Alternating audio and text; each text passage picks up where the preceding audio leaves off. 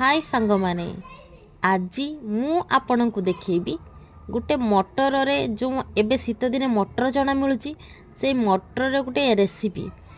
चलतु केमती देखिए यहाँ मटर नुहे मटर गुड़ा मुझे बाछि नहीं तार चोपा ये चोपार गोटे नुआ जिनस आपण मानक करके देखेबी चलतु मुझे सब चोपा गुड़ाक एकाठी कर मटर गुड़ाक अलग कर तो प्रथम केमती चोपाटा सफा करवा आम देखु